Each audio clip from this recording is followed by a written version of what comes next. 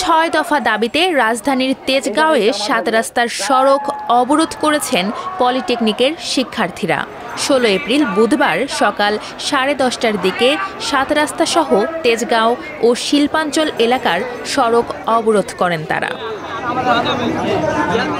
তাদের ৬ দফার দাবির মধ্যে আছে জুনিয়র ইনস্ট্রাক্টর পদে ক্রাফট ইনস্ট্রাক্টরদের ৩০% প্রমোশন কোটা বাতিল করতে হবে, জুনিয়র ইনস্ট্রাক্টর পদে ক্রাফট ইনস্ট্রাক্টরদের অবৈধ পদোন্নতির রায় হাইকোর্ট কর্তৃক বাতিল করতে হবে, ক্রাফট ইনস্ট্রাক্টরদের পদবি পরিবর্তন মামলার সঙ্গে সংশ্লিষ্টদের চাকরিচ্যুত করতে হবে।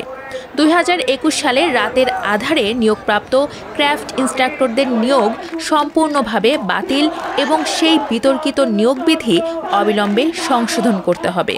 আমাদের ডিপ্লোমা শিক্ষার্থীদের জন্য উচ্চশিক্ষার সুযোগ খুব কম, তাই আমরা দাবি করছি আমাদের ডিপ্লোমা শিক্ষার্থীদের জন্য যে প্রস্তাবিত 4টা ইঞ্জিনিয়ারিং কলেজ রয়েছে সেটাতে শতভাগ সিট আমাদেরই প্রদান করতে হবে।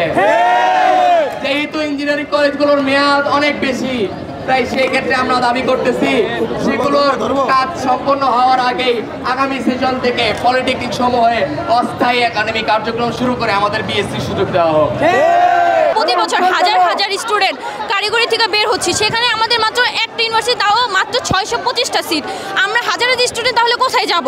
আর আমাদের তো এত সামর্থ্য নেই যে আমরা বেসরকারিতে পড়াশোনা করবো। এত অ্যাবিলিটি থাকলে তো আমরা ডিপ্লোমাতে আসতাম না।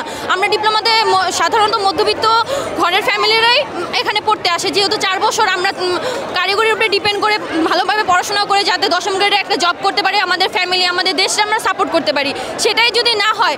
আর আমাদের যে ক্রাফট ইনস্ট্রাক্টর আছে তারা চায় জুনিয়র ইনস্ট্রাক্টর পদে পদোন্নতি, এই বিপক্ষে আমরা আজকে লড়াই করে যাচ্ছি। তারা তো আমাদের ঠিকমতো ল্যাবের কাজই করাচ্ছে না, তারা কিভাবে জুনিয়র ইনস্ট্রাক্টর হয়?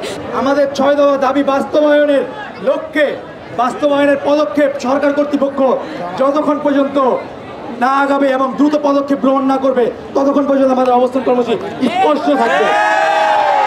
এবং ঢাকা পলিটেকনিক ইনস্টিটিউটের নন টেকের প্রিন্সিপাল যতক্ষণ পর্যন্ত এই ক্যাম্পাসে অবস্থান করবে ততক্ষণ পর্যন্ত আমাদের শিক্ষার্থীরা এখানে অবস্থান করবে।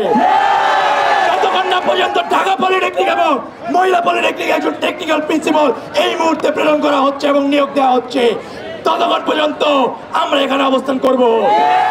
অবরোধে দেশের বিভিন্ন পলিটেকনিক ইনস্টিটিউটের শিক্ষার্থীরা অংশ নেন। ঢাকার পলিটেকনিক ইনস্টিটিউটগুলোর আরও শিক্ষার্থী কর্মসূচিতে অংশ নিতে ওই এলাকায় জড়ো হন।